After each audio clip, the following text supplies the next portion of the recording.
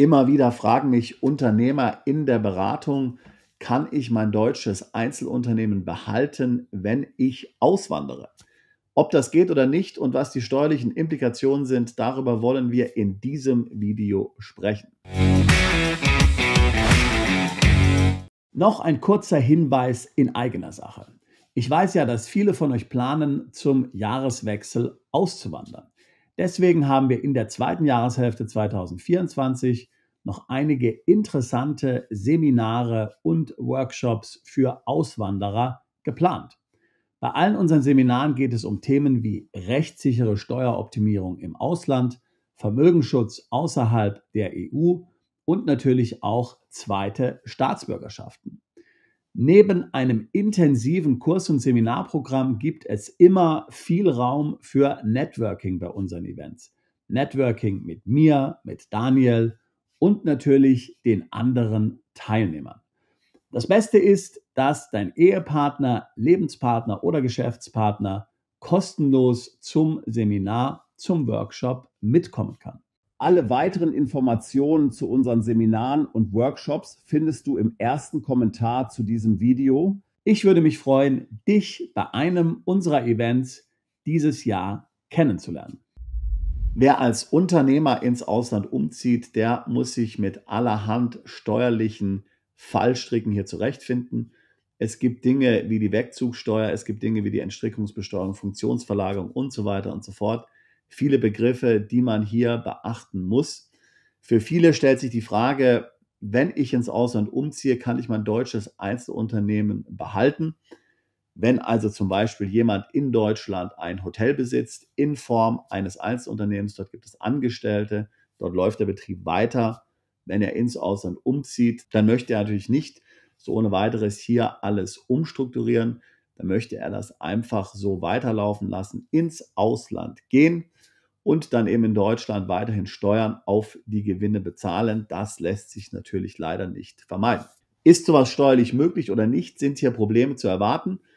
Gut, grundsätzlich muss man natürlich sagen, wenn man an einer Personengesellschaft beteiligt ist oder ein Einzelunternehmen hat, dann wird schon mal keine Wegzugsteuer fällig. Mit Wegzugsteuer meine ich jetzt nun diese Steuer, die hier anfällt, wenn man an einer Kapitalgesellschaft im In- und Ausland zumindest 1% beteiligt ist. Diese Steuer wird nicht fällig. Sie betrifft den Einzelunternehmer allerdings nicht. Allerdings gibt es unter dem Begriff der sogenannten Wegzugsteuern auch noch weitere Steuerarten, die hier auch den Unternehmer betreffen. Und eine davon ist die sogenannte Entstrickungssteuer. Die Entstrickungssteuer ist dann fällig letztlich, wenn hier Teile des Betriebes ins Ausland verlagert werden, es also zur Funktionsverlagerung kommt. Mal angenommen, ich bin jetzt nicht der Hotelier, den ich gerade eben angesprochen habe, sondern ich bin ein Softwareentwickler, habe ein Einzelunternehmen und ziehe dann ins Ausland um und erledige dann die Softwareentwicklung in Zukunft aus dem Ausland heraus. Dann kommt es zur sogenannten Entstrickungsbesteuerung, denn dann wird ja hier letztlich der Betrieb ins Ausland verlagert. Ein Wirtschaftsgut wird ins Ausland verlagert, es kommt zur Funktionsverlagerung und das lässt sich der deutsche Staat auf jeden Fall hier fürstlich bezahlen.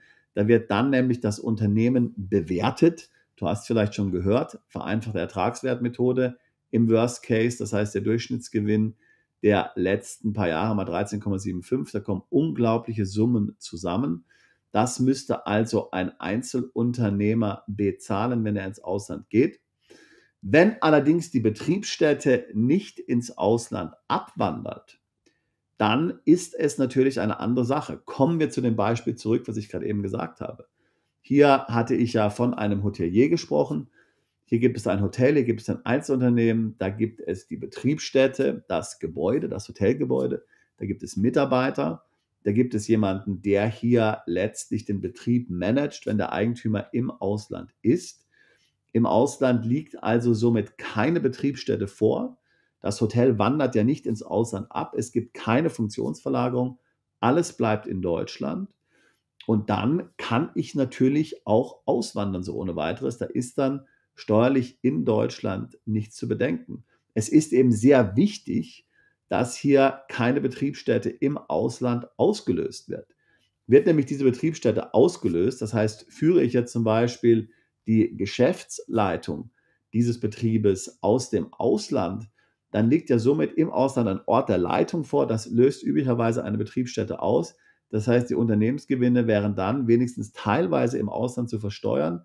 Das löst im Ausland dann steuerliche Probleme aus und natürlich auch in Deutschland, denn dann kommt es hier wieder zur Funktionsverlagerung, zur Entstrickung und das wird teuer werden. Daher also sehr wichtig, wenn du ein solches Einzelunternehmen hast, wo es verschiedene Mitarbeiter gibt, wo es Substanz gibt, wo Wertschöpfung in Deutschland stattfindet, wo es also eine wirkliche Betriebsstätte gibt, dann sorge dafür, dass es jemanden gibt, der dort die Geschäfte leitet. Du kannst ruhig hier der Eigentümer sein, aber letztlich muss das hier eher eine passive Eigentümerschaft sein. Das heißt hier leitend in das Tagesgeschäft eingreifen aus dem Ausland solltest du auf jeden Fall tunlichst vermeiden, um steuerliche Probleme zu umschiffen. Das heißt, du brauchst wirklich jemanden, der aus Deutschland heraus kompetent hier eine Art Geschäftsführer die Geschäfte leiten kann, der auch letztlich auf das Bankkonto des Unternehmens zugreifen kann, der selbstständig Entscheidungen des Tagesgeschäftes führen kann.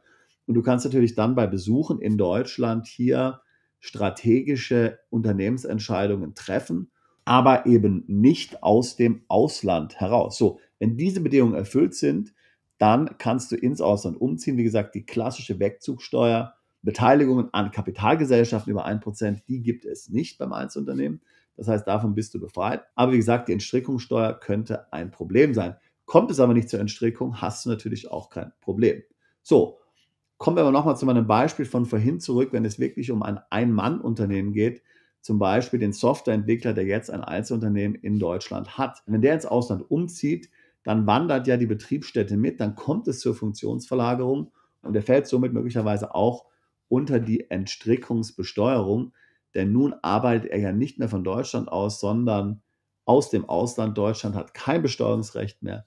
Er transportiert also ein Wirtschaftsgut ins Ausland und das muss er hier in Deutschland beim Fiskus anmelden und entsprechend auch bezahlen. Aber vielfach ist das kein Problem, denn wenn der Gewinn oder in diesem Fall auch der Umsatz nicht höher ist als 100.000, vielleicht 120.000, dann kannst du hier immer einen Unternehmerlohn letztlich geltend machen. Der sollte nicht mehr als 100.000 oder 120.000 Euro sein, hängt eben auch so ein bisschen ab von der Branche, in der du tätig bist. So, dieser Unternehmerlohn wird dann gegen den Gewinn gerechnet des Unternehmens. Der Gewinn des Unternehmens verringert sich.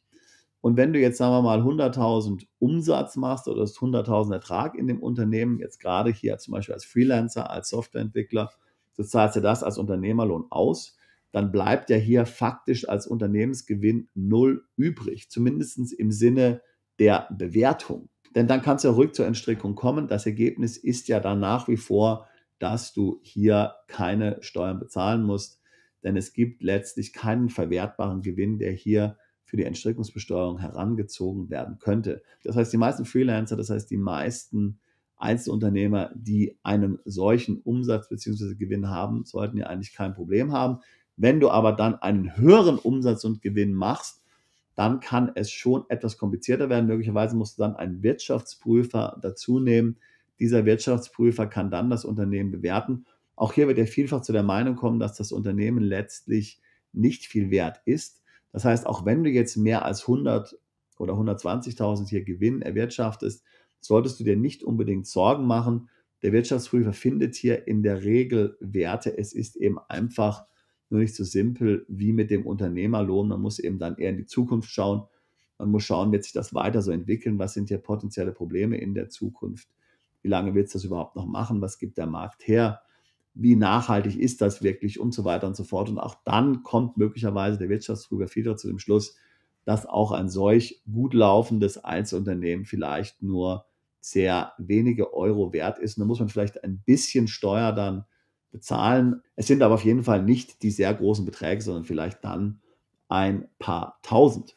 Dieses Einzelunternehmen kann dann in seiner deutschen Rechtsform nicht weiter bestehen. Du würdest das Einzelunternehmen abmelden und würdest dann eben im Ausland eine neue Rechtsform begründen. Auch das kann natürlich wieder ein Einzelunternehmen sein. Oder du kannst eine Gesellschaft gründen oder wie auch immer. Zusammenfassend kann man also sagen, solange du sicherstellen kannst, dass der Betrieb in Deutschland erhalten bleibt, dass in Deutschland tatsächlich etwas läuft und vor allen Dingen, dass du im Ausland nicht die Geschäftsführung des Tagesgeschäftes machen musst, kannst du einfach gehen. Du musst dir hier letztlich keine weiteren Gedanken machen. Steuerlich hat es keine Vorteile. Du zahlst weiter natürlich in Deutschland Steuer auf die Gewinne des Unternehmens, aber du musst ja nicht um die Wegzugsteuer und ähnliches Gedanken machen. Für alle anderen, vor allen Dingen für Solo-Unternehmer, die keine Angestellten haben, heißt es tatsächlich, das Unternehmen zu schließen und dann im Ausland neu aufzumachen. Möglicherweise hier dann eben einen Wirtschaftsprüfer hinzuziehen, der dir bei der Bewertung helfen kann, denn ansonsten kannst du dir sehr schnell sehr hohe Steuern in Deutschland bezahlen müssen. Wenn das Themen sind, die auch dich interessieren, wenn du dich mit einer Auswanderung beschäftigst, dann würde ich mich freuen, mit dir ein Beratungsgespräch zu führen. Link packe ich hier in die Beschreibung zu diesem Video mit hinein. Wir helfen seit fast 20 Jahren dabei, Mandanten rechtssicher ins Ausland umzuziehen, ihre Steuerlast zu optimieren, ihr Vermögen zu schützen und neues Vermögen aufzubauen. Ich würde mich freuen, auch dich alsbald zu unserer Mandantschaft zählen zu können. Bist du Unternehmer, Freiberufler oder Investor? Zieht es dich schon lange ins Ausland? Mach heute den ersten konkreten Schritt in eine Zukunft mit mehr Geld und mehr Freiheit. Buche ein Beratungsgespräch mit Sebastian und seinen Kollegen. Unsere Kanzlei unterstützt Mandanten wie dich dabei, deine Steuerlast legal zu reduzieren, Vermögen aufzubauen und zu schützen und deine persönliche Freiheit zu maximieren. Profitiere jetzt von unserem Fachwissen und unserem Netzwerk. Gehe zu mandatierung.com und werde Mandant unserer Kanzlei.